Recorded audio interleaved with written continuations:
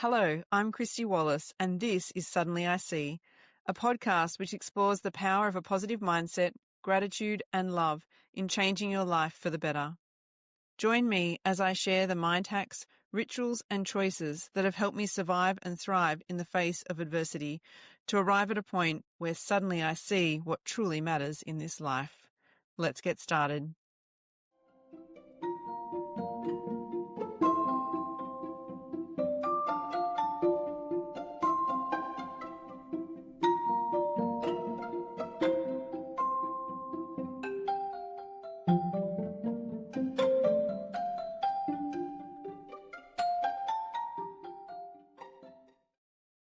Hello, and thank you so much for joining me for episode 4.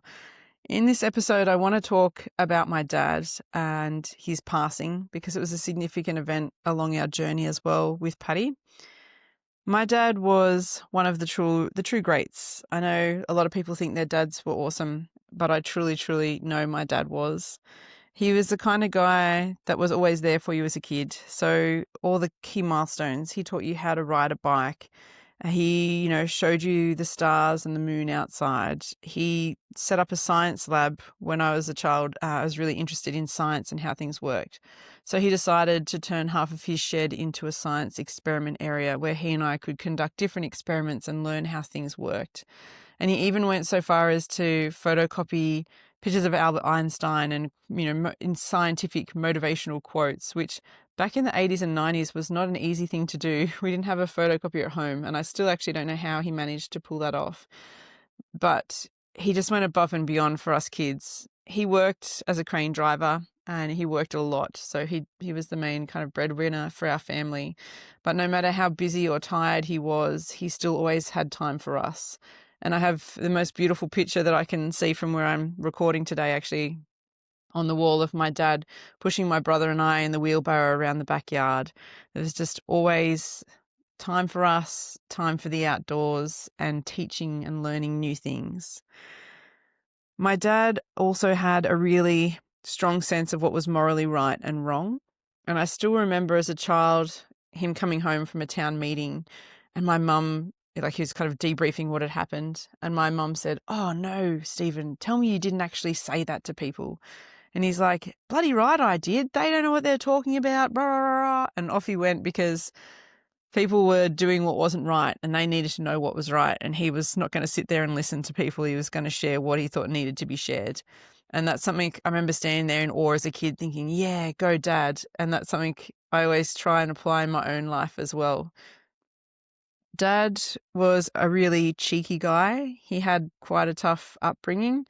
But despite that, he chose to see the best in people and he always led with a really kind heart, which I think is so impressive with what he'd been through as well. There was still always kindness for others, but a little bit of cheek along the way as well. He was a very mischievous kind of guy.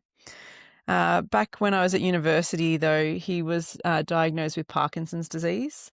And this would present a lot of challenges for my dad. He was always the guy that could fix anything, really manual, hands-on kind of guy. And Parkinson's really started to impact his ability to be able to do that. And he found that quite challenging as well. But despite that, he would still always persevere and try. There's a story I have of Dad where he was still at home and he'd had double knee replacements and he was still out trying to push the lawnmower around with a walker wheeler as well, because you could not stop this guy from trying to keep going. His perseverance was just phenomenal and unbelievable. But it did get to the point where Dad had to go into a nursing home because the level of care he needed was just far too much for one person to try and handle with my mum at home. So he went into the nursing home shortly after Patty was born, actually. And despite being told, like I said earlier, that at Christmas time he may not make it much longer than that, he still managed to persevere and make it all the way through until basically May of the next year. And he came to Audrey's birthday party earlier in May. And, we had cake and photos and he was doing okay, but it was shortly after that he really took a turn for the worst and we knew that our days were quite numbered with Dad. The beauty of knowing that, though, was, having been given the deadline of Christmas just before, was that nothing went unsaid with Dad. So we'd farewelled him a couple of times in his life when he'd had health challenges, and we were always really upfront and open about him knowing how much we loved him and us knowing how much he loved us as well. So we took a lot of comfort in that while the end was getting much closer, we're okay here and everything's been said and done that could have been said and done. And it got to the day before, or a couple of days before Paddy's birthday, and we kind of could tell he was just trying to hold on and rally to make it to Paddy's birthday. And all of me was wishing that he wouldn't make it, because I really didn't want those two dates aligned. And on the morning of the 16th, so the day before his birthday, I came out to our lounge room, which faced east, and the most incredible, brightest sunrise I've ever seen in that house came storming through the windows. And it would be only 15, 20 minutes after that moment that Mum arrived to let us know that Dad had actually passed away.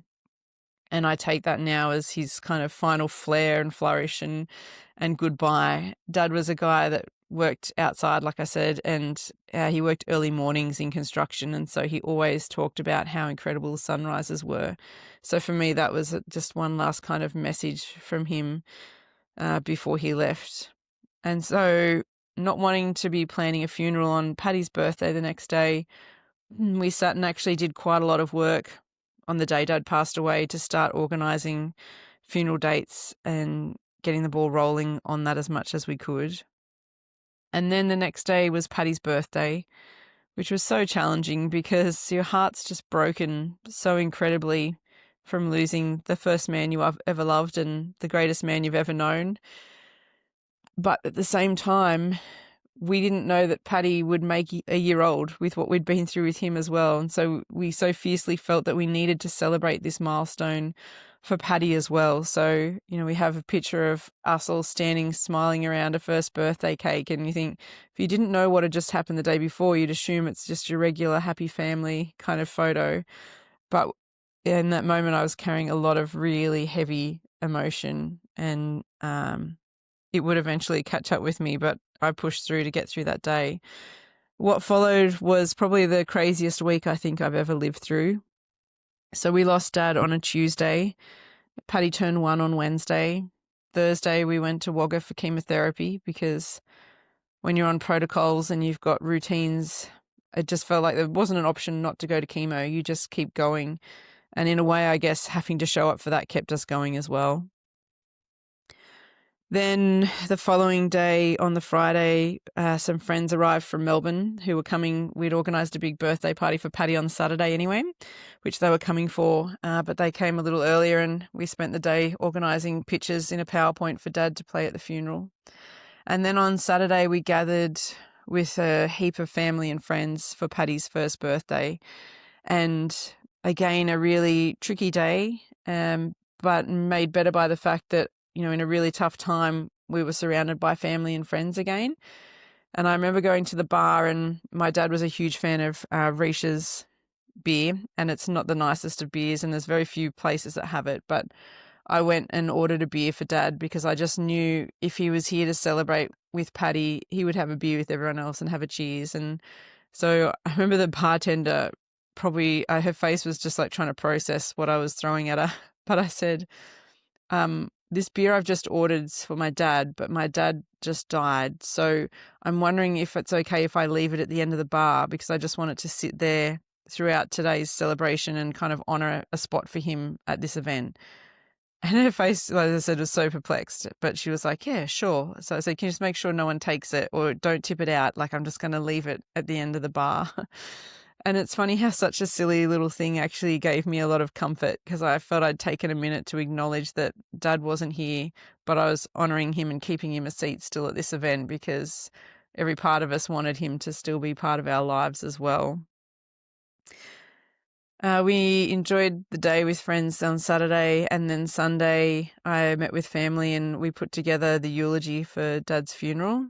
And then on Monday I stood with my wonderful husband Fred beside me and delivered the eulogy. It was really important for me that Dad had the send-off he deserved. Like I said, he was such an incredible guy, and we needed to make sure we honored every part of his life and how much he meant to us in that moment. And I'm really glad that I was able to actually push through and find the words and deliver that for him as a final kind of gift. And then after that, we just continued on the treadmill of life, which is really tricky. So again, like I said, chemotherapy kept us going. We had to just keep showing up week after week for that. And it's incredible how long you can continue to go in survival mode when you're needing to push through. About a week or two after Dad passed away, something really cool happened actually at our house. So the kids were playing out in the backyard and I'd just been inside getting afternoon tea or something. And when I walked outside, I saw these wedge-tailed eagles. There's probably 3 or 4 of them the first time, and they were just circling directly above our backyard. And to be honest, my first thought was, oh crap, are they going to steal the kids? Because I've heard of wedge-tailed eagles taking lambs and things. And I decided, no, the kids are probably heavy enough that they're okay.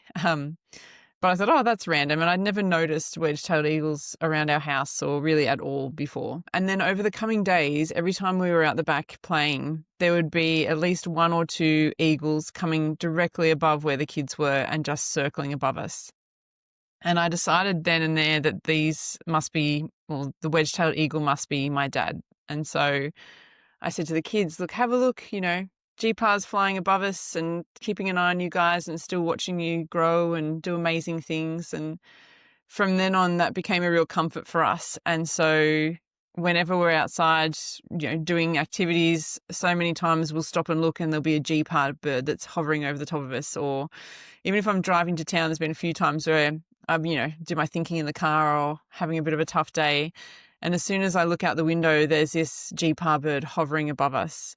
And even to the point that actually when Mum and I went to China and we were traveling around and we were out at the Great Wall and we looked up at one point and here's this bloody wedgie eagle flying above us again as well. And so just finding that little symbol in nature has brought us so much comfort. And the thing I love about it as well is that Alex, who's never actually met my dad, still stops to point out GPAR birds, and it gives us a chance to, answer those questions like who was GPAR and what did he do and was he a great guy? And it keeps his memory alive in all of my children and brings us a lot of comfort whenever we see one as well. We just know he's still with us and still watching, which I think is an amazing thing.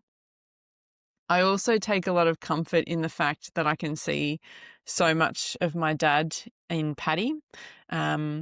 Even, in his mannerisms, silly smiles he gets on his face, particularly though in his perseverance as well. I think Paddy is a kid who just without a choice has role modeled constantly in his life resilience and perseverance. And my dad endured a lot medically, and he always took it in his stride. He never complained. He was just the most beautiful guy in how he approached that. And I see so much of that with Paddy as well. But I think Paddy also has those beautiful qualities of just being calm and kind and loving.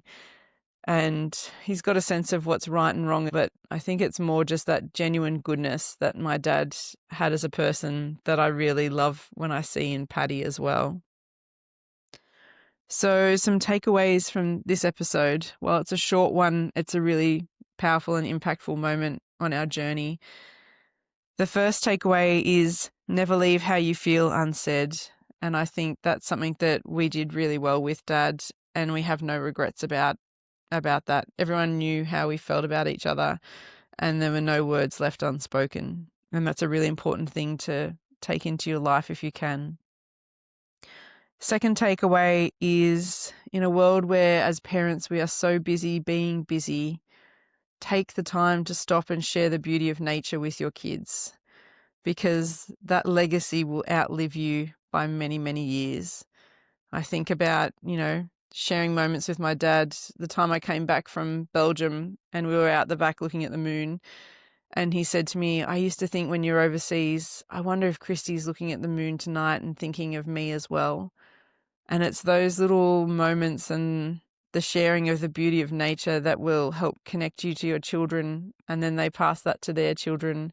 And there's just always this beautiful legacy of how connected we are to the world outside, but also how small and insignificant we are when we're out in nature. And I think that's an incredible gift that we can stop and pause and share with our children as well. And thirdly, I want to acknowledge how incredible it is, as I mentioned, to push through in survival mode and what you can actually force yourself to do when the chips are down. But I want to acknowledge the fact that it's not healthy to stay in that environment forever, and that eventually all the emotions and things you're pushing down to try and get through and survive will eventually come to the surface and need to be addressed. And so I think you'll see in episodes to come how that happened for me. But I want to acknowledge as well how much respect I have for humans as survivors. And you think of the amount of challenges and traumas people have endured, and yet they still rally. They're still there every day, showing up and being the best they can under really trying circumstances. And I think that's something we should be all really proud of as well. So thank you so much for listening to this episode. I know it's been probably a challenging one for a lot of people, but it's really important to me. So I appreciate you being here for it. Thanks. I hope this episode has given you something to reflect on or some tools that you can implement in your own life. If you know someone who could benefit from this episode, please share it with your family or friends. It would mean so much to me. Remember to stay positive, be grateful, and take each step of the journey with kindness and love in your heart. Until next time, bye.